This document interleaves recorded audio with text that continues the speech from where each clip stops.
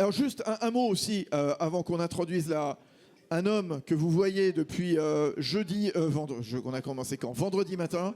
Vendredi matin. Ces dessins ont été soulignés par le ministre il y a quelques instants. Xavier Gorce, reviens. Xavier Gorce. Bonjour Xavier. Merci. Ce qu'il faut préciser, Xavier, il est derrière dans une cabine. Il n'a rien préparé en fonction des thématiques.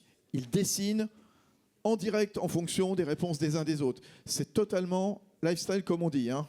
Absolument. Freestyle, sans filet. Sans filet. Voilà. Bon, comment on fait pour avoir toujours l'inspiration? Eh ben, on compte sur la qualité des intervenants et l'intérêt des plateaux. Voilà. Ce qui permet de rebondir. Bon, on va te voir, on va te lire dans un instant. Voilà, je vais essayer d'être à la hauteur de la suite. Merci Xavier Gorce. Merci à tous. Tiens, Xavier Gorce, ses bouquins sont là-bas. Il y a Noël dans, allez, un gros mois à peu près. Préparez Noël. Achetez un bouquin de Xavier et faites-le dédicacer surtout. Il fera des petits dessins. Maintenant. Voilà, exactement. Merci, à tout à l'heure Xavier. Alors, rebonjour. Donc oui, c'est un mot évidemment dont on parle, hein, qui a repris une dimension particulière dans l'actualité de ces derniers mois, de ces dernières années. Le mot souveraineté. Souveraineté en matière de défense, par exemple, de militaires, hein, bien sûr, question qui va prendre de l'ampleur, probablement après l'élection américaine. Souveraineté dans le domaine de la santé. Je ne parle pas de cette micro-polémique autour du Doliprane il y a 2 semaines, hein, totalement ridicule. Et souveraineté alimentaire. Voilà, souveraineté alimentaire, je vais rappeler quand même quelques chiffres, hein, puisque nous sommes aujourd'hui 8 milliards d'habitants sur Terre. C'est-à-dire 8 fois plus qu'en 1800. En attendant peut-être 10 milliards dans 25 ans. Alors, question, que faire pour nourrir toute cette population? Est-ce que nous pourrons subvenir à nos propres besoins? Bien sûr. La France, elle est passée en 20 ans de la 2e à la 6e place des puissances agroalimentaires exportatrices. Et pour nous en parler, voici Thierry Blandinière qui est avec nous. Voici le micro, Thierry. Bonjour. Merci. Thierry. Bonjour à tous. Thierry Blandinière, l'un des partenaires des Rencontres de l'avenir depuis l'an dernier, c'est le directeur général de InVivo. C'est le premier groupe coopératif en France qui pèse lourd. 12 milliards de chiffre d'affaires, 13 000 collaborateurs. Et c'est un géant mondial. Par exemple, quand on parle de production de malt, le malt, voilà, vous buvez de la bière, voilà, probablement. Le monde entier boit de plus en plus de bière. C'est le premier producteur de malt au monde avec Soufflet Malt. Hein. Il est producteur de blé, négociant de céréales, distributeur de vin avec Cordier by InVivo, grand acteur de la meunerie, acteur dans le retail. Jardiland, vous connaissez, il y en a probablement un pas très loin d'ici. Gamme Vert, Delbar, Boulangerie Louise, évidemment, dans le pain, le Grand Marché, Bio & Co. Oui, je disais, il faut être fier de InVivo. Thierry, juste un mot avant que je présente les 2 autres. C'est une bière sur 3 dans le monde, 2 whisky sur 3 dans le monde. Ouais. Ça vient d'InVivo. Oui. Bon, bonjour à tous, je suis ravi de revenir. Pierre, merci de nous accueillir aussi. Je sais qu'on va déguster un superbe vin à midi. Hein, je vais voir la nouvelle cuvée, on va voir, ça va être super. Non, voilà, vraiment ravi d'être parmi vous ce matin pour vous dire que, en fait, rapidement, InVivo, en fait, c'est un groupe qu'on a construit en 7-8 ans. On est parti d'une union de coopératives qui était une union de services. Donc on vendait des intrants, c'est-à-dire des fertilisants, des semences aux coopératives, et on commercialisait une partie, notamment des céréales. À partir de cette union de services, on a construit un groupe, InVivo Group, avec des différentes croissances externes et une transformante qui est le groupe Soufflet, entreprise familiale bien connue, notamment dans l'Est de la France, qui nous a permis de changer de dimension. Et à partir de là, dès l'instant où on commence à créer une trajectoire dynamique, on s'est dit, ça y est, notre grande mission, notre grande vision, c'est de créer un champion européen de l'agriculture qui manque tant à l'Europe aujourd'hui. Et donc c'est notre mission et notre vision, on va dire à 10 ans, comment créer un grand groupe à l'échelle, en capacité de pouvoir défendre l'agriculture française, européenne et la commercialiser dans le monde entier. C'est le projet, c'est la mission d'InVivo. Avec nous également, il y a Camille Michel. Bonjour Camille. Prenez le micro s'il vous plaît, Camille. Bonjour. Alors, elle vient pas très loin, hein. Elle est agricultrice à Saint-Martin-de-Palière, près de Rianze. On est dans le Haut-Var. Vous fabriquez, vous élevez des chèvres, hein, pour faire des fromages de chèvre. Vous êtes membre des jeunes agriculteurs du Var. Et c'est intéressant, en effet, d'entendre la jeune génération très impliquée pour réfléchir au modèle de l'agriculture, hein, dans ce contexte de transition écologique, de souveraineté, de durabilité, bien entendu. Et vous nous ferez déguster tout à l'heure les produits des jeunes agriculteurs du Var. Ce sera juste après. Emmanuel Combe. Bonjour Emmanuel. Bonjour Fabrice, bonjour à tous. L'un des piliers des rencontres de l'avenir également. Alors Emmanuel Combe, hein, il est professeur des universités à Panthéon-Sorbonne, ancien vice-président de l'autorité de la concurrence. C'est dans ce contexte-là qu'on s'était fréquenté à une époque, hein. Voilà, il a fait trembler des entreprises, hein. Il leur a affligé des amendes à plusieurs centaines de millions d'euros, hein, certaines. Et il est fondateur d'une entreprise d'expertise du droit de la concurrence. C'est l'un des meilleurs experts, peut-être le meilleur expert du droit de la concurrence en France. Je m'adresse juste à la régie 2 secondes. Vous me remettez bien 15 minutes parce que comme on a décalé, voilà, le chrono est faux et je ne voudrais pas être induit en erreur. Merci à vous. On parle de souveraineté alimentaire. Juste d'un mot, tiens, Thierry Blandinière, qu'est-ce qu'on entend précisément par souveraineté alimentaire pour la France, hein? Alors d'abord, il faut situer la souveraineté. Bon, en France, certes, mais plutôt au niveau européen, puisque l'agriculture, c'est une politique européenne. Et donc, à ce niveau-là, il faut absolument... On a parlé de normes, à un moment donné, de compétitivité. Avec Guillaume Casbarian. Voilà. Et donc, l'enjeu est considérable sur notamment la France, sur transposition des normes aujourd'hui en agriculture. Vous avez vu les manifestations des agriculteurs, c'était il y a 1 an. Ça peut revenir bientôt, enfin, je pense. Ça va revenir. Voilà, donc je vous passe la balle. Ça va revenir, je pense, ça se prépare. Tout simplement pourquoi ? Parce que l'instabilité politique a fait que la loi de l'orientation agricole n'a pas pu être votée en juillet. Et donc, du coup, à partir de là, on est devant une incertitude, et il n'y a rien de pire que l'incertitude aujourd'hui, sachant que forcément, les lois se tricotent, se détricotent, alors que tout le monde était tombé d'accord avec un large consensus en juillet. Et donc, l'agenda politique a reporté la décision, je pense, plutôt en janvier. Enfin, on reporte de plus en plus. Il y a un seul d'agriculture, on dirait à ce que la loi soit appliquée avant. Mais cette loi répondait pas à 100% aux attentes des agriculteurs, pas à 100%, mais on va dire que c'était dans la bonne direction. Mais ça ne suffit pas, et je suis d'accord que peut-être qu'il faut remettre sur la table l'idée de dire comment on benchmark, ça a été dit, différentes normes européennes appliquées dans différents pays. Parce que quand il y a une loi qui sort au niveau Europe, vous avez en général 2 ans pour l'appliquer. Nous, on est les bons élèves, on l'applique par anticipation. Donc forcément, on crée un écart de compétitivité rien qu'avec l'Allemagne. Je vous rappelle que quand on parle de souveraineté, bon, à l'échelle européenne, certes, mais si on regarde l'histoire entre l'Allemagne et la France, il y a 25 ans, on exportait des produits agricoles en Allemagne, maintenant on importe des produits agricoles d'Allemagne. Donc on a un déficit dans la relation France-Allemagne sur l'agriculture. Qui le sait ? Historiquement, l'Europe n'a pas été construite comme ça. Donc pourquoi ? Parce que les Allemands, avec l'intégration de l'ex-Allemagne de l'Est, ont gagné en compétitivité en agriculture avec des grandes fermes en Allemagne de l'Est. Et du coup, ils sont très compétitifs sur le lait, très compétitifs sur la viande. Et donc, aujourd'hui, ils sont là, c'est des Européens, et ils vendent en France. Et donc, ils ont mis une pression considérable sur des régions comme la Bretagne, par exemple, où beaucoup de productions ont dû arrêter parce qu'elles étaient plus compétitives. Mais ça, on en parle déjà depuis 15 ans, 20 ans, on n'était pas entendu. Alors, le principe de la souveraineté, c'est le moment pour nous de reprendre la parole, parce qu'en fait, ces crises, je ne vais pas faire trop long, mais quand même, ces crises qu'on a vécues, la crise du Covid, la crise aujourd'hui ukrainienne, a montré que finalement, se nourrir, ce n'était pas forcément acquis. Et se nourrir pas cher, ce n'était pas forcément acquis. Et on a vu l'inflation, notamment, qui a été déclenchée par le cours du blé lancé par la Russie, qui est aujourd'hui devenu le premier producteur de blé au monde et qui pèse énormément sur le cours du blé avec un marché parallèle. Donc tout ça, c'est la géopolitique du blé, c'est très important. Et donc ça renvoie aussi à la souveraineté. Ça veut dire comment on peut, très rapidement, relocaliser une production compétitive en Europe pour ne pas être dépendant et des Russes et des Américains ou des Canadiens ou des Argentins sur les céréales. Alors certes, vous allez me dire, on est un grand pays producteur, on exporte des céréales aujourd'hui. C'est vrai qu'une tonne sur 2 des céréales françaises sont exportées et on le fait. Sauf que, quels sont nos clients ? On a des clients aujourd'hui qui sont plutôt des clients africains et qui politiquement, depuis maintenant 2 ans, ont switché sur le blé russe. L'Algérie, premier client historique de la France, 6 millions de tonnes, aujourd'hui ne commande pratiquement plus un bateau en France. Tout vient de la Russie. Donc, on voit bien que là, on voit vraiment, vous comprenez vraiment l'enjeu politique du blé et des céréales. Vous voyez que l'alimentation, c'est aussi une arme. C'est une arme sur l'inflation, c'est une arme aussi pour organiser son soft power dans le monde entier. Et aujourd'hui, en Afrique, on a reculé. Vous connaissez l'actualité, dans tous les pays, on recule. Alors comment on peut reprendre la main? Le principe de souveraineté, c'est certes se nourrir nous, mais aussi rayonner, faire rayonner notre savoir-faire et faire valoir nos soft power dans le monde entier. Et c'est la force de l'agriculture. On a la chance encore d'avoir une agriculture en France potentiellement très compétitive si on travaille dessus.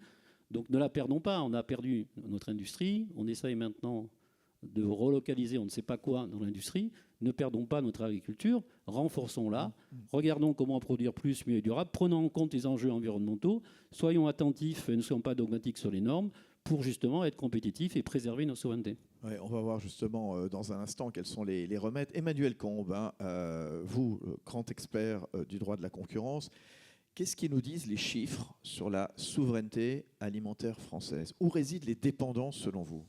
Alors ça dépend comment on définit la souveraineté. Souvent, on entend par souveraineté consommer ce que l'on produit. Vous savez, c'est le mythe du potager. Hein. Je produis mes courgettes et je les consomme, donc je suis souverain. Je vais vous montrer dans un instant que c'est une douce illusion. Si c'est ça la souveraineté, je vous rassure tous, statistiques France Agrimaire, nous sommes souverains. Il n'y a que 3 produits que nous ne produisons pas en France en quantité suffisante. L'huile de palme, les fruits tropicaux et le riz. Allez, on va se mettre dans un scénario, espérons qu'il n'arrive jamais. Si un jour la France devait s'auto-alimenter, donc être souveraine au sens je consomme ce que je produis, on est mais largement autosuffisant. Vous l'avez dit Thierry, pour le blé, on produit à peu près 2 fois plus que ce que l'on consomme. Donc si c'est ça la souveraineté, j'ai envie de dire, il n'y a pas de sujet sauf sur ces 3 produits. Le problème, il est un tout petit peu plus complexe. Et si on dit que la souveraineté, et je rejoins Thierry, c'est pas consommer ce qu'on produit. J'y vais revenir tout à l'heure, ça c'est naïf. Il ne faut jamais consommer ce que l'on produit complètement. Si la souveraineté, c'est se dire, je vais produire, je vais exporter et je vais importer. Et c'est le cas de la France. En fait, la France produit énormément de produits agricoles et pourtant on est très dépendant. On pourrait dire, mais c'est pas logique votre truc. On est très dépendant parce qu'on exporte énormément de blé et on importe énormément, alors pas de blé, de pâtes, de blé dur. Hein. Donc en réalité, on est très dépendant. Alors ce que montrent les statistiques, c'est que la France est super dépendante. Alors comment on la mesure, la dépendance? C'est le pourcentage d'importation par produit agricole. Il peut être parfois extrêmement élevé. Dans le blé, on importe 75% de nos pâtes.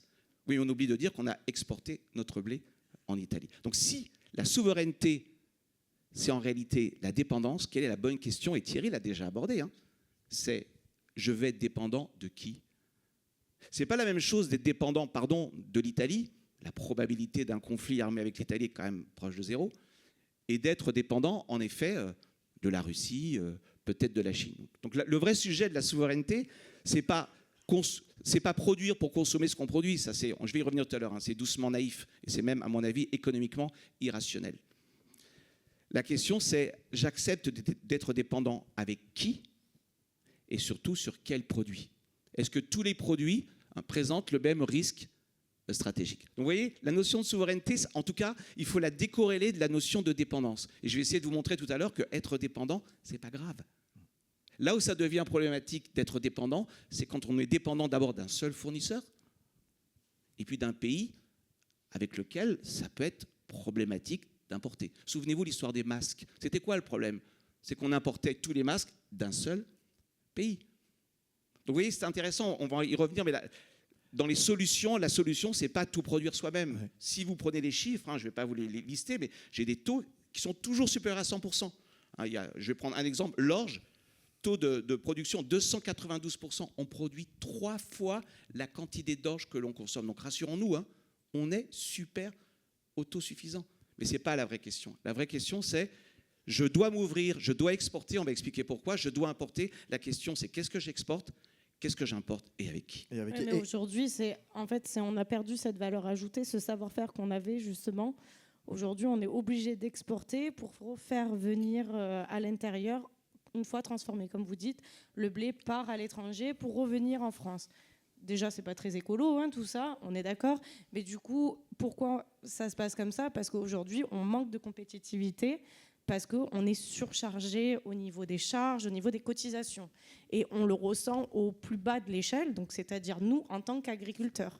Et là, le problème, il est là. C'est qu'on n'a pas la même marge brute que les industriels. Et nous, on reste toujours les derniers et on est souvent sacrifiés pour une autre partie, par exemple pour l'industrie automobile sur le Mercosur.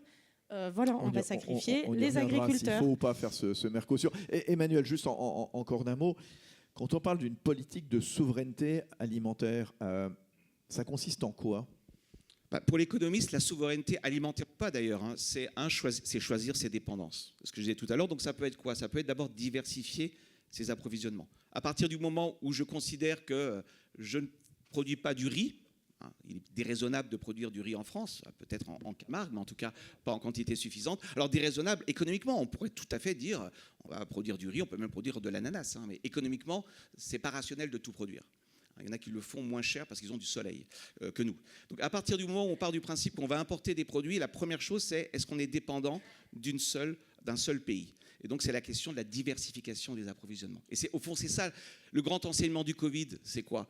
C'est qu'on était dépendant souvent d'un seul pays. Donc diversifier ses approvisionnements. Secondement, on peut constituer également des stocks stratégiques. Alors je ne sais pas en matière agricole si les produits se conservent forcément très longtemps, mais on l'a vu par exemple pour les masques. Hein. Thierry, juste un mot pour répondre à Emmanuel, tu reprendras après Emmanuel. On vient de là.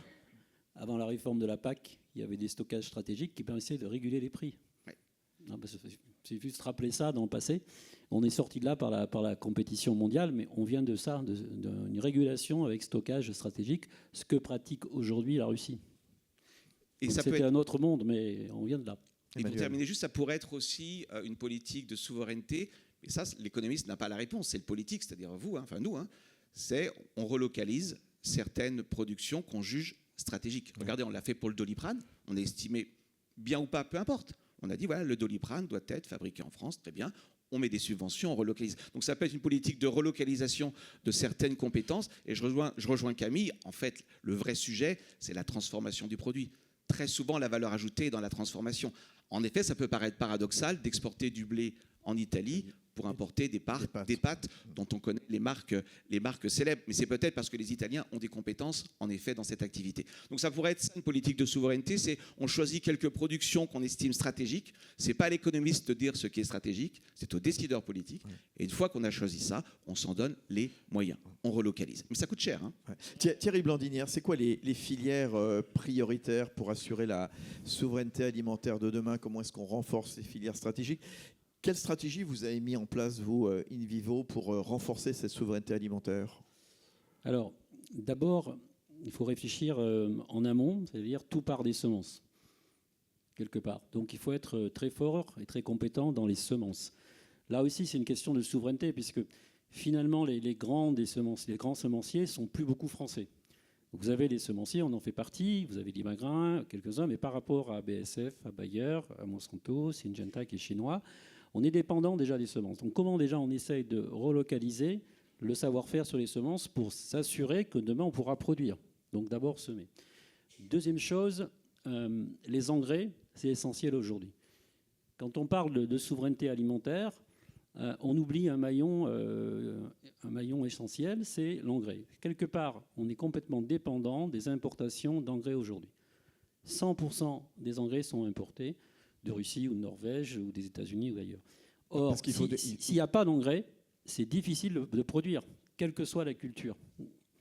Donc, comment on peut se poser la question de relocaliser, et c'est notre sujet, une production d'engrais en France, sachant qu'on l'a perdu. Et ça, c'est un enjeu aussi qui reboucle avec le plan Industrie 2030. Et là, du coup, on boucle avec souveraineté alimentaire. Et alors, quitte à relocaliser les engrais, autant se projeter sur les engrais du futur. Alors, c'est quoi les engrais du futur ? Parce c'est les engrais verts. Je vous parenthèse, Thierry. Les engrais, ça se fabrique comment aujourd'hui ? On a vu au moment de la guerre en Ukraine. C'est à base de gaz. Donc gaz et pétrole. Donc forcément, c'est polluant. Et quand on parle de demain, on s'engage dans la décarbonation des filières agricoles. Le maillon faible, c'est l'engrais. À double titre, d'abord, il est importé. Et en plus, il est à base de gaz et de pétrole. Donc si demain, on décide de réinvestir massivement, c'est un projet que nous avons aujourd'hui en France pour relocaliser une usine d'engrais, autant que cet engrais soit produit à base d'énergie verte, d'énergie électrique. Et ça, c'est possible. Et du coup, on crée une différenciation à notre agriculture. Et on relocalise aussi la production d'engrais. Et donc ça, c'est le sujet. Alors, on a un grand projet aujourd'hui d'une usine. Alors, on n'est pas du tout, nous, aujourd'hui, investir dans cette usine, mais on est là pour apporter le volume pour remplir cette usine. on dit off-take, on est off-taker. Et donc on a su mobiliser pas mal d'investisseurs pour lancer ce premier projet à l'échelle, c'est-à-dire d'avoir une usine d'engrais de 500 000 tonnes, 500 millions de tonnes, et donc pour être compétitif sur une région, notamment le nord de la France. Et donc ça sortira dans 4-5 ans, on verra, mais du coup là, on va cocher la case souveraineté et engagement sur comment lutter sur le réchauffement climatique. Et donc derrière ça, on va pouvoir avoir des blés plus verts, compétitifs, à l'échelle. Emmanuel, Camille. Non, je voulais juste rebondir sur ce que dit Thierry, ça me semble super important. En fait, la souveraineté, il faut l'appréhender de manière verticale. C'est des chaînes de valeur. Parce que finalement, assembler votre Doliprane en France, si vous importez les ingrédients, est-ce que c'est vraiment être souverain? Donc c'est ce que disait Thierry, c'est important. Hein. En réalité, le blé, c'est quoi? C'est des tracteurs, des engrais, des semences pour être donné en filière. Mais ce qui veut dire aussi qu'on ne pourra jamais être 100% souverain au sens maîtriser toute une filière. Jusqu'à preuve du contraire, vous me contredirez peut-être, mais les tracteurs, je ne pense pas qu'on soit les leaders mondiaux. Donc, de toute façon, on sera toujours un peu dépendant. Hein, la question, c'est de savoir de qui on est dépendant. Vous voyez, la probabilité d'un conflit avec le Royaume-Uni, qui, je crois, fabrique McCormick, elle est quand même relativement faible, ou New Holland. Donc, la question, c'est, même si on remonte dans la chaîne de valeur, il va falloir un moment se dire, qu'est-ce qu'on relocalise? Est-ce que c'est les engrais? Donc il faut faire revenir des compétences. C'est quand même du high-tech. Hein. On ne fait pas de l'engrais comme ça. Hein. Mais à la fin des fins, je vais peut-être vous choquer, mais voilà, c'est de l'économie. Le produit 100% français, ça n'existe pas. Mais pas plus que le produit 100% américain. Sauf, Emmanuel, à moins de miser sur l'innovation. Non, ça n'existera jamais, le produit 100% français. Quand vous faites vos courgettes chez vous, vous pensez que votre produit est français. Il est partiellement français, car vous avez utilisé de l'engrais allemand. Et peut-être avez-vous acheté, je ne sais pas, un râteau qui est hollandais. Ouais. Le produit est toujours plus ou moins français. Et je vous rappelle d'ailleurs que l'automobile la plus française, c'est la Toyota Yaris fabriquée à Valenciennes. Elle est à 53% française. Donc attention au mythe français, pas français. Oui, mais Emmanuel, je reviens sur ma question. L'innovation, elle est fondamentale. Quand on entend Thierry Blandinière mettre en avant ce projet Fertiggi d'engrais verts, c'est-à-dire d'engrais décarbonés, où on se débarrasse, tant que faire se peut, de matières carbonées comme le gaz, donc de la dépendance ukrainienne, ça on sait faire en France, innover. Il faut miser là-dessus aussi. Oui, mais un groupe comme InVivo, on a un exemple. Mais je ne suis pas en vivant. contradiction avec Thierry, je dis simplement que quand on remontera dans la chaîne de valeur, on sera peut-être souverain sur l'engrais, on restera toujours dépendant sur d'autres. L'indépendance totale, c'est un mythe. On peut le rêver, hein, c'est un mythe. On ne va pas se mettre à faire des tracteurs demain, des moissonneuses-batteuses. Donc à un moment, il faudra faire des choix. C'est qu'est-ce que je veux faire et qu'est-ce que je ne veux pas faire. Après, c'est toujours pareil, cette innovation-là, ça a des coûts. En France, ça va nous coûter toujours plus cher. Nous, on va être prêts, du coup, à être plus écolo, encore plus, avec encore plus de normes, à être sur une haute qualité de ce qu'on va produire. Mais par contre, on va toujours accepter des produits de l'étranger toujours plus bas pour le même produit transformé. Donc, il y aura toujours un problème aussi au niveau du consommateur. Alors moi, voilà, je ne suis pas autant économiste là-dedans, mais moi, je le vois aussi en tant que consommatrice. C'est qu'aujourd'hui, le consommateur, il est complètement perdu. Ça coûte moins cher d'acheter à l'étranger que d'acheter français. Donc aujourd'hui, où on est dans une période de crise, ça, c'est pas normal, parce que du coup, au niveau français, on ne favorise pas du tout cette agriculture locale, et c'est là où on nous délaisse complètement. Et pourquoi c'est moins cher ? Parce que la main-d'œuvre, les charges, tout ça, nous, on paye. C'est un choix aussi sociétaire. Derrière, on paye des cotisations, on a le droit à la retraite, on a le droit à une sécu, on a le droit à tout ça. Et ça se paye dans notre produit à nous, dans notre marge brute. Thierry Blandinière, comment la technologie digitale, justement, transforme l'agriculture et contribue à cette souveraineté ? Alors, d'abord, sur la souveraineté, moi, je suis d'accord, on ne pourra pas intégrer toute la chaîne de valeur. C'est juste pas possible. Ce qui est important, et ça renvoie aux partenaires, quels sont les pays partenaires de la France et de l'Europe demain, aujourd'hui, sur la nouvelle carte mondiale. Et ça, c'est un vrai sujet politique, de politique publique et privée. Avec qui on va s'associer demain ? Quels sont les États où on peut bâtir des partenariats stratégiques de long terme, justement pour équilibrer nos ressources et être compétitifs ? Parce que c'est ça, en fait. On ne pourra être pas compétitif partout, donc choisissons notre compétitivité par filière. Regardons ce que l'on peut faire sur les circuits courts, enfin, on y reviendra, tout ça bien sûr c'est important, mais regardons aussi surtout comment on peut avoir des partenariats stratégiques. Et donc l'Europe est la bonne taille pour ça finalement. Donc comment on met plus d'Europe dans tout ça ? Comment on fait une vraie politique européenne de l'alimentation ? Aujourd'hui, elle n'existe pas.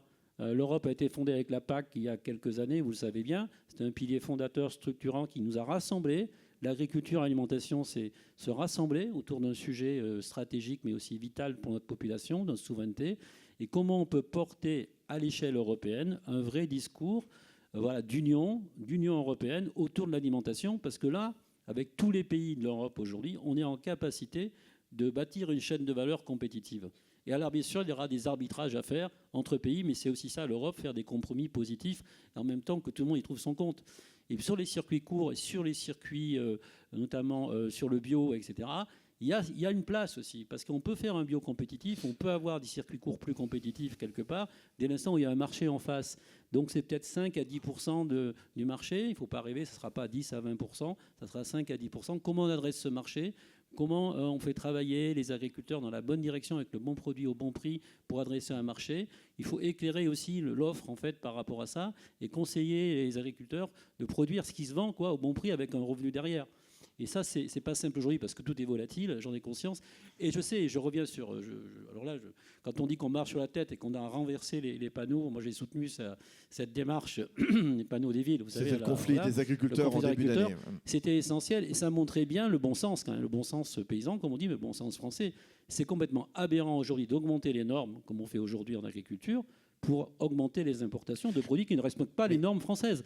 Et donc ça, c'est un truc où on marche sur la tête. Et là-dessus, il faut que tout le monde soutienne l'agriculteur, les agriculteurs européens et français, en disant ça, c'est plus possible. Et les politiques doivent s'en emparer. Et on a trop laissé faire, trop laissé filer. Et ça, il faut le changer. Et on arrive à concilier, Thierry Blandinière, souveraineté alimentaire, transition écologique, et puis évidemment, donc, revenus des agriculteurs. On arrive à tout faire en même temps ? Bon, c'est une équation compliquée à gérer, mais c'est le sens qu'on doit donner à notre travail. C'est cette vision-là. C'est une agriculture plus compétitive, plus durable, plus verte, plus en phase avec les enjeux sociétaux, environnementaux, démontrer que l'agriculture peut lutter contre le réchauffement climatique. C'est toujours plus vert chez nous, mais par attention, contre, la question, on accepte de salir les mains chez les autres. Alors, et ça, c'est pas normal. Vous avez raison, mais quand c'est vert, c'est plus cher. Je le sais, on connaît le discours, Christiane Lambert l'a dit, là, c'est vrai que c'est plus cher. Pour autant, pas forcément. Pas toujours, parce que si je prends les engrais, je vous donne quelques chiffres, mais je ne vais pas vous donner les chiffres. Aujourd'hui, si on fait des engrais verts sortis de cette nouvelle usine, il y aura 200 à 150 € la tonne d'écart par rapport à ce qu'on importe. Si demain on est capable de taxer ce qu'on importe ou d'avoir des politiques publiques qui nous aident à compenser cet écart de prix, on sera en capacité de livrer de l'engrais vert au même prix que l'engrais importé à nos agriculteurs. Et ça, alors bon, je sais que l'autorité de la concurrence, il y aura sûrement des questions, mais c'est quand même essentiel aussi de regarder comment ajuster notamment la politique de taxes au niveau des importations. Vous avez un nouveau président américain qui n'aura pas d'état d'âme avec ça, pas d'état d'âme. Donc nous, l'Europe, il ne faut pas qu'on soit aussi naïf, il faut savoir négocier, ça va être sûrement une grosse négociation sur comment réguler et comment négocier ces taxes en entrée européenne, parce que ça va être un enjeu de compétitivité aussi pour la filière française et pour nos agriculteurs. Après, en plus de ça, on a le problème sur les douanes. Tout ça, aujourd'hui, il y a quasiment trop peu de contrôle sur les douanes, ça nous coûte trop cher. Tout ce qu'on fait importer ne paye même pas ce coût des douanes là-dessus. Donc c'est à nous, en plus, de payer ces fameuses taxes de douane là-dessus. Donc c'est pas normal. Emmanuel Combe sur l'Europe. Oui, je voudrais revenir sur ce que disait Thierry, parce que je suis assez en phase avec cette idée que si on met une politique de souveraineté alimentaire, elle doit se faire nécessairement au niveau européen. Je reviens sur l'exemple de tout à l'heure, qui peut paraître en effet étonnant, choquant. Il l'est pas quand on y réfléchit. C'est que la France produit plus de blé dur qu'elle n'en consomme, très largement plus. En clair, on pourrait même pas consommer ce qu'on produit. Et pourtant, on importe 75% de notre blé dur. Mais en fait, on importe des pâtes. Donc si on fait une politique franco-française, moi je veux bien, on se dit, tiens, on va arrêter d'importer, alors on ne va pas faire de pub pour des marques, allez, Barilla, enfin vous les connaissez tous. On va faire des pâtes françaises. Pourquoi pas ? Mais l'Italie, vous savez, le commerce, ça marche dans les deux sens. Si tu ne veux pas importer mes pâtes, ben moi, Italien, je ne vais pas vouloir de ton vin. Donc attention aux effets de rebond. C'est pour ça que moi, je crois beaucoup que la bonne approche, et je rejoins Thierry, la bonne approche, c'est si on se dit on va être souverain en Europe, c'est quel pays en Europe va faire tel produit, tel autre. Ça s'appelle la division du travail. Et là, on sera dépendant. Oui, on sera dépendant, mais on sera mutuellement dépendant. Parce que l'Italien, il est dépendant de la France, puisqu'on lui vend du blé. Et le français est dépendant de l'Italie pour les pâtes. Vous voyez, finalement, la souveraineté, c'est quoi? C'est la dépendance choisie et réciproque. Je suis dépendant de toi, mais toi aussi, tu es dépendant de moi. Et je pense que la bonne échelle, et je rejoins Thierry, pour moi, ça peut être que l'Europe. Alors justement, l'Europe, la question des accords de libre-échange, Emmanuel, c'est Camille qui évoquait tout à l'heure le Mercosur, donc c'est cet accord de libre-échange signé entre l'Union européenne et l'Amérique du Sud. À votre avis, il faut le signer ou pas, Emmanuel? Je réponds en 1 minute, parce que je pourrais passer 10 heures. Oui, oui, on a encore plein de questions. Je vais vous étonner, Camille, oui.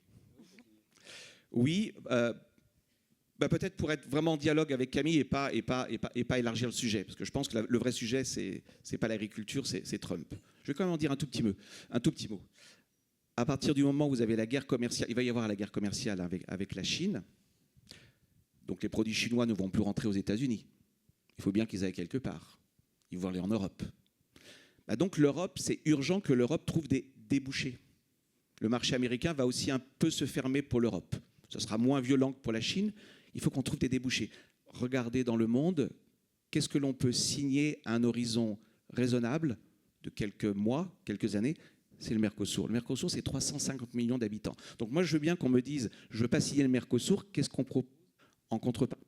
Et si on ne le signe pas, il y en a un autre qui signera à notre place, qui s'appelle la Chine. Maintenant, je réponds vraiment sur l'agriculture, parce que je pense que c'est plus intéressant pour le dialogue entre nous. Quand on regarde... Parce qu'on dit, l'accord agricole, c'est sur 3 produits qui a un gros problème. Ouais. Le bœuf, la volaille et le sucre. C'est des choses qu'on fait, nous. Oui, et quand vous regardez, je ne dis pas que ça ne va pas faire mal aux agriculteurs. Il faut quand même replacer le débat à sa juste mesure. 99 000 tonnes de bœuf seront importées essentiellement d'Argentine. L'Argentine.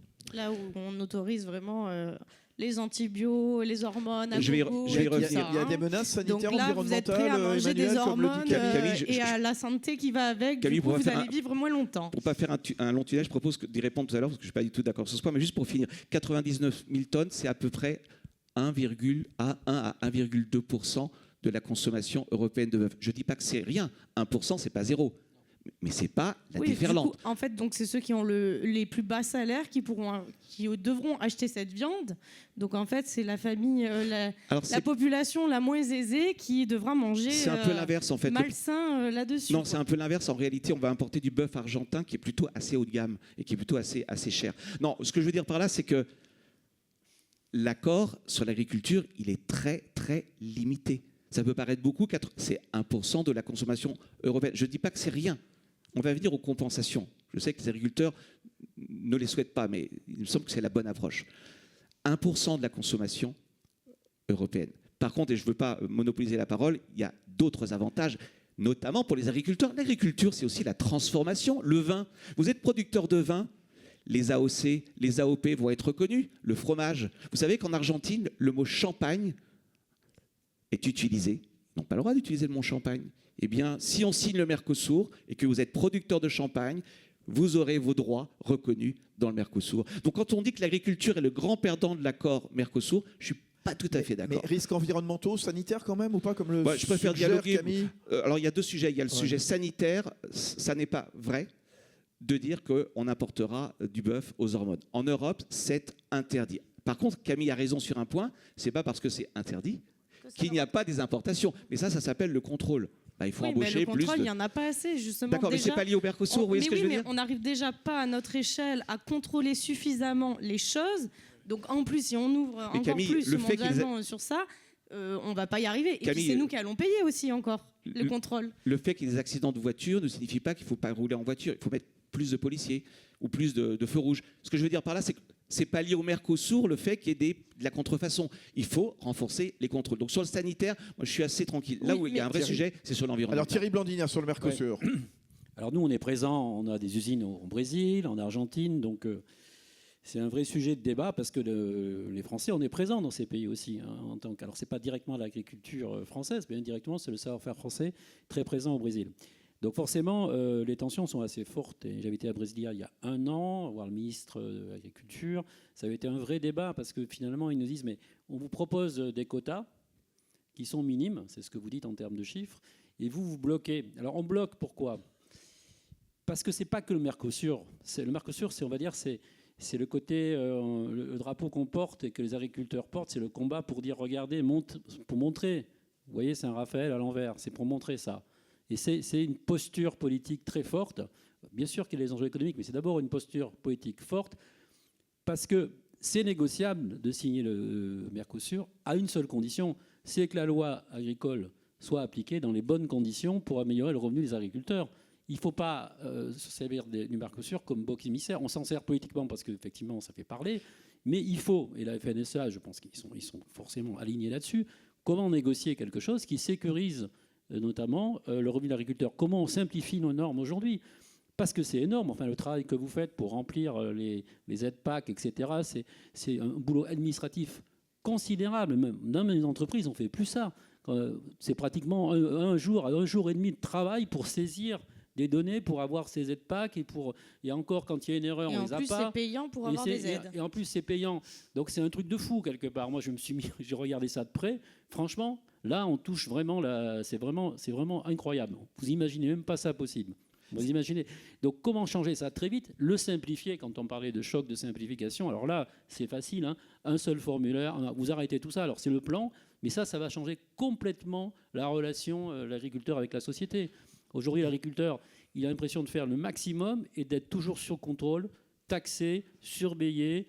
Dès l'instant où on bouge un bout de bois dans un cours d'eau, la police de l'eau arrive en disant on prend un PV. Vous voyez, tout ça, c'est quand même incroyable. Donc c'est ça qu'il faut changer. Et le Mercosur, en fait, ce n'est pas vraiment le sujet. Ce qu'il faut changer, c'est le comportement de l'administration vis-à-vis de l'agriculteur français. Le problème, c'est qu'aujourd'hui, on est déjà dans une instabilité, nous, en tant qu'agriculteurs. Et en plus de ça, on va nous rajouter un peu un couteau derrière le dos, hein, on va dire. On nous plante un couteau derrière le dos.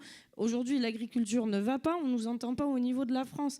Et en plus de ça, on veut nous rajouter des contraintes qui viennent du monde extérieur. Donc il y a un réel problème là-dessus. Ça pose la question, et Emmanuel Combe, c'est quoi l'importance des politiques publiques, des régulations économiques, la politique de la concurrence, justement, dans la préservation de cette souveraineté alimentaire ? Il me semble que, en fait, on est d'accord, hein, entre nous. Moi, je pense que ce dont souffrent les agriculteurs, c'est pas du Mercosur, hein. C'est de nos propres contraintes. J'ai envie de dire, libérons les agriculteurs de des propres contraintes qu'on leur a mises sur. Je vais le dire autrement, la compétitivité, c'est relatif, hein, c'est comme quand on court, hein.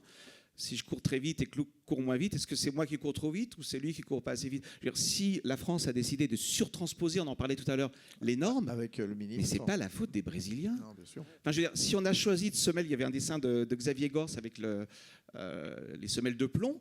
Mais j'ai envie de dire, si on s'est mis des semelles de plomb, c'est un peu logique qu'on manque de compétitivité. Mais c'est étonnant de poser le problème en disant c'est la faute du Mercosur. Je suis d'accord avec vous, hein, sur les hormones, de toute façon, c'est interdit. Hein. Mais s'ils sont plus compétitifs, c'est peut-être aussi parce qu'ils ont des normes qui ne sont pas toujours justifiées et que nous avons, nous, en Europe. Donc, prenons le problème à l'envers. Libérons les agriculteurs de leurs propres normes qui sont quand même surtransposées. Ils gagneront en agilité. Et le Mercosur ne sera plus le bouc émissaire. Et l'importance des politiques publiques, quelle est-elle, Emmanuel Combe, en la matière ? La politique publique, moi, je crois que le plus important, mais j'aimerais entendre Camille, son opinion, c'est, il me semble que ce qui est important, c'est qu'on ne peut pas libéraliser, fût-ce 1%, parce qu'1%, c'est pas zéro, sans dédommager, sans des politiques publiques qui accompagnent les agriculteurs de telle sorte qu'à la fin, j'ai envie de dire, ça soit neutre. En clair, ce que je vais perdre en revenus du fait qu'il va y avoir des importations de carcasses de bœuf, soit compensé, et c'est normal de compenser, c'est normal, parce qu'on va être les gagnants, hein, du Mercosur. On n'en a pas parlé, il y a d'autres secteurs qui vont gagner énormément. Hein. Comment on va être gagnant, Emmanuel ? Attendez, le Mercosur, toutes les simulations montrent que c'est très largement positif. D'abord, je rappelle que la France a une balance commerciale, pour une fois, excédentaire avec le Mercosur. On a une balance commerciale excédentaire. On n'est pas les idiots du village mondial.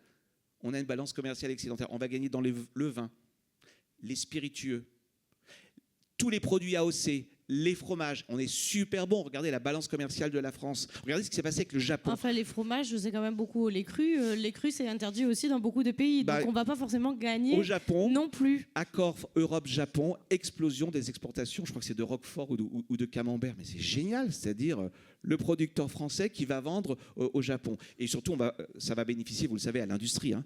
Voitures, cosmétiques, etc. Donc le bilan global, il est positif.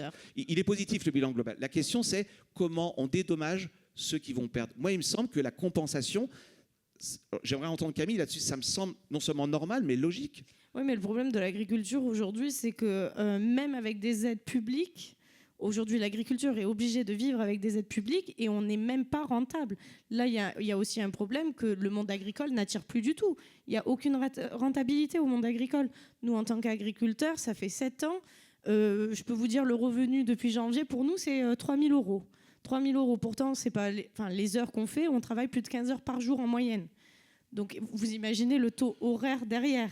Je pense qu'on travaille même moins cher que les Indiens ou quoi là-dessus. Mais vous êtes d'accord? Donc, il y a un gros problème, mais c'est toujours la solution pour le public au niveau agriculture. C'est « Ah bon, vous vous plaignez, on va vous donner des aides. » Mais non, mais nous, on veut aussi une reconnaissance de vivre de notre métier, en fait. Et même moi, à ma propre échelle, où on fait de la valeur ajoutée, donc on est pas autonome sur tout, mais je produis mon lait, je le transforme et je le vends en vente directe. Là où on devrait avoir une autre valeur ajoutée, du coup on devrait s'en sortir, on ne s'en sort pas. On ne s'en sort pas. Donc il y a un gros problème. Sur la souveraineté alimentaire, on y revient, Thierry Blandinière. Vous avez à côté de vous, l'autre bout, l'ancien gendarme de la concurrence, l'autorité de la concurrence. Les autorités de la concurrence, à votre avis, est-ce qu'elles favorisent cette notion de souveraineté alimentaire et ce développement en France? Alors ça, c'est une bonne question, non? En fait, on a besoin de... Vivo, c'est aussi notre projet, c'est de constituer des entreprises à l'échelle. Donc ça nécessite une concentration de plus en plus forte des filières pour se battre et garantir nos marges, notamment face à la grande distribution qui est très concentrée aujourd'hui, très concentrée même à l'échelle européenne. Et donc une réponse, c'est on peut faire des lois EGalim, on peut avoir des lois dans tous les sens, je les connais depuis 30 ans, la loi Galland, etc. En fait, il faut arriver à construire des rapports de force. Si on n'a pas des rapports de force, la loi, de toute façon, il y a toujours un moyen de la contourner par le modèle économique. Et donc, l'idée qu'on pousse, nous, c'est comment avoir moins d'acteurs, mais plus puissants par filière. Ça ne veut pas dire qu'il ne faut pas aussi les acteurs régionaux, les circuits courts. Tout ça, c'est pas, je n'oppose pas les deux.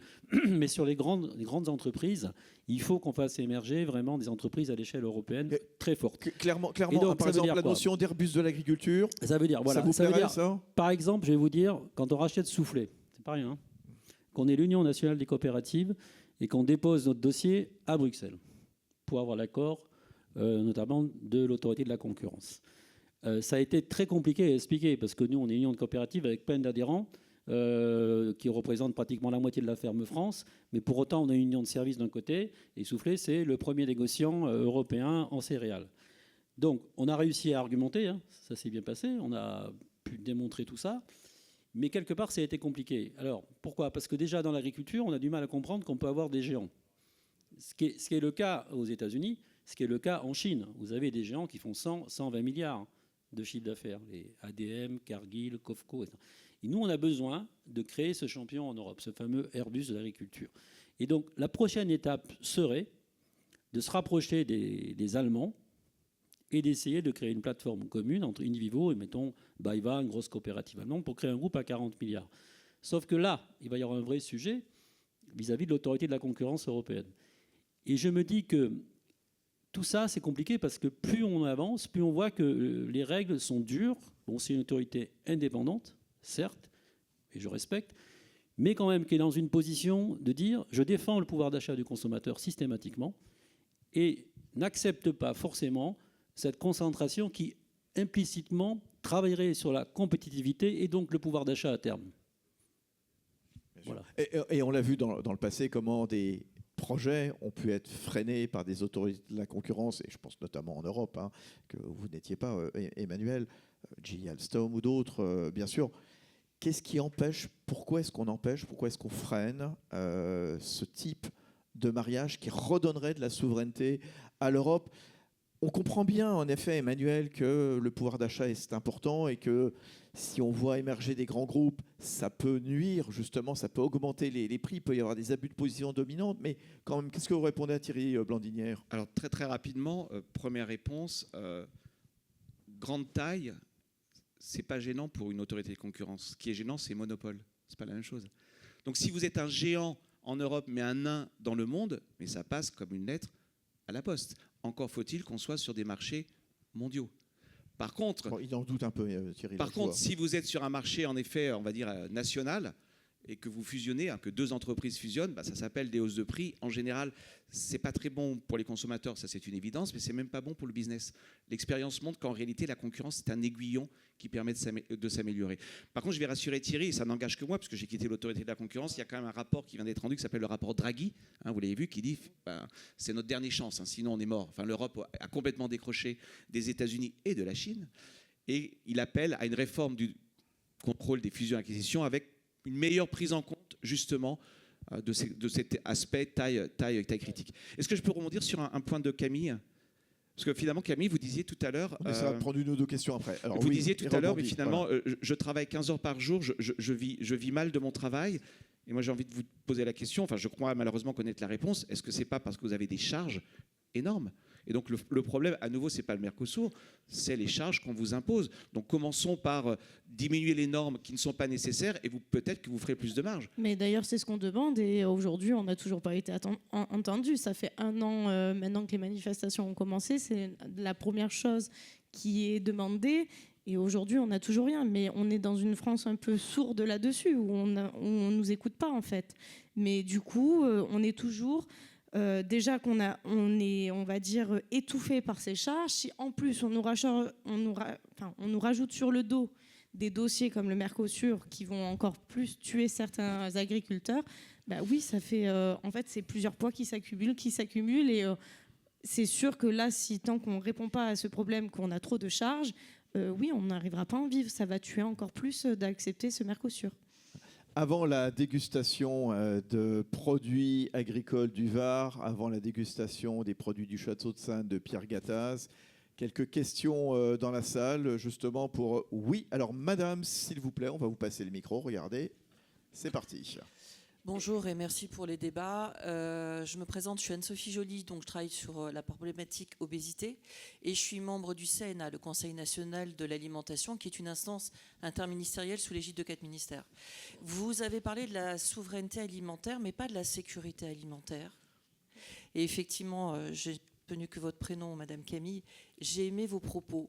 Parce que là, on est dans un aspect très économique, mais on n'est pas sur les conséquences santé. Et effectivement, produire du n'importe quoi avec une augmentation des maladies chroniques, c'est un sujet de santé publique. Et vous n'avez pas non plus parlé du sujet de la SNANC et du... Alors, SNANC, oui, je reprends les acronymes. C'est la Stratégie nationale de l'alimentation pour la nutrition et le climat et les problèmes de réchauffement climatique. Si je résume, comment concilier quelque part souveraineté alimentaire et... non pas sécurité, mais sûreté alimentaire, c'est-à-dire hygiène, santé. Camille Michel, là. Pour nous, déjà, je pense que la France, on a de la chance là-dessus, c'est qu'on a une agriculture justement qui va plus dans ce sens-là au niveau de la santé publique, qui répond à beaucoup plus de critères là-dessus. On a vraiment de la chance d'avoir des agriculteurs qui sont toujours pour là-dessus, sur les normes, à toujours faire mieux et à toujours valoriser au mieux là-dessus. Mais en effet, voilà, nous on est d'accord, c'est que tout le problème de ces libres-échanges et de tous ces contrats comme le Mercosur qui peuvent exister, c'est que derrière, on n'a pas les mêmes attentes que les autres pays et on fait rentrer n'importe quoi sur ça, et c'est le problème, et c'est ça aussi qu'on dénonce en tant qu'agriculteur. Et c'est là aussi sur lequel on n'est pas d'accord, c'est que même si nous, oui, certes, il y a les charges, mais il y a aussi tout ça. Nous, on nous demande toujours plus d'efforts au niveau de la qualité, et dans les autres pays, c'est pas le cas. Question, allez-y, oui. Alors, on va prendre des questions, allez-y, continuons. Faites passer le micro, s'il vous plaît. Alors, voilà, monsieur, là-bas. Oui, Alexandre, agriculteur dans les Hauts-de-France.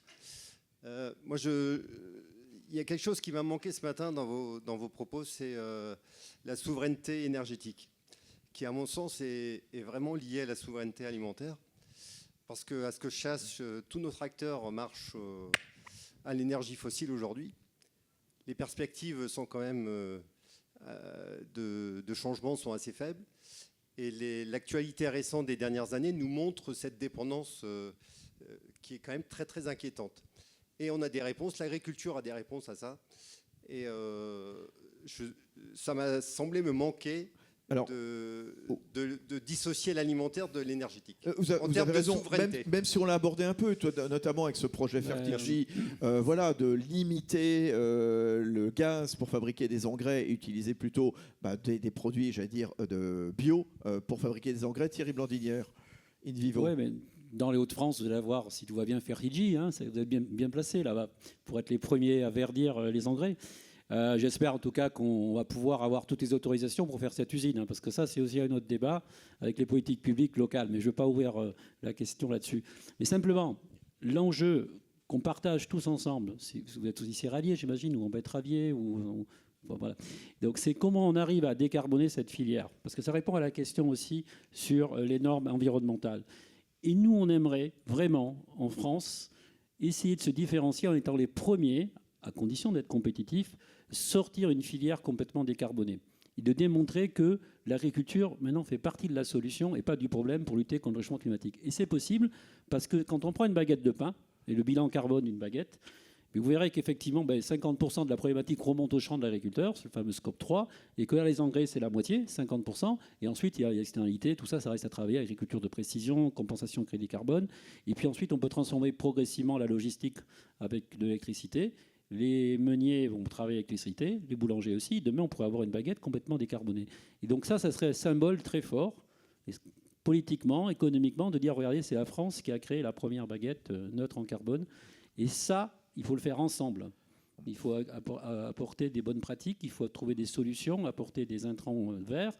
Et on est mobilisé là-dessus. C'est le grand projet 2035, 2040. Il faudra peut-être 10 ans pour le faire, mais on va le faire. Et si on va au bout du bout, sans faire trop long, pour être visible, vous savez que le blé est coté sur Euronext. Le grand rêve, ce serait d'avoir un blé complètement décarboné, coté sur Euronext avec un premium, voilà, qui serait validé par le marché, à l'échelle. C'est ça l'enjeu. Alors, un mot, Emmanuel Combe, une dernière question, parce que juste après, il y aura l'avenir de la natalité, une table ronde totalement passionnante avec Agnès Buzyn, avec Julien Damon, qui va être modéré par Béatrice Mathieu, que vous adorez, bien entendu. Emmanuel, un petit En 2 mot. secondes, vous avez d'autant plus raison que la France a un avantage sur les autres pays dans l'électricité décarbonée grâce au nucléaire. Donc en plus, on a un avantage. Hein. Et puis deuxième point, on n'en a peut-être pas assez parlé, l'innovation, enfin agriculture, innovation, ça va super bien ensemble. Voilà. Et comment on peut regagner de la compétitivité et par rapport au Mercosur? On est un exemple quotidien. Ça peut être de l'innovation de produits, par exemple des nouvelles manières de nourrir, de se nourrir ou de nourrir les animaux, et également de l'innovation technologique. Enfin, l'agrotech, c'est aussi l'avenir. Hein. Comme on dit toujours, l'agriculture est une terre de tech. Ça coûte cher, toutes les nouvelles machines coûtent cher, et du coup, on pousse les agriculteurs à toujours s'endetter. C'est un investissement pour la suite. Aujourd'hui, c'est le problème de l'agriculture. On est obligé de s'endetter pour toujours faire plus, travailler plus pour gagner plus. Nous, on n'a pas réussi. Hein. Je ne sais pas dans quel corps de métier c'est possible, mais en agriculture, c'est impossible en tout cas. Allez, dernière question. Qui a le micro? Allez, monsieur, voilà. Profitez-en. Oui, bonsoir. Bonjour. Bonjour, oui. Ma question est sur la souveraineté de production.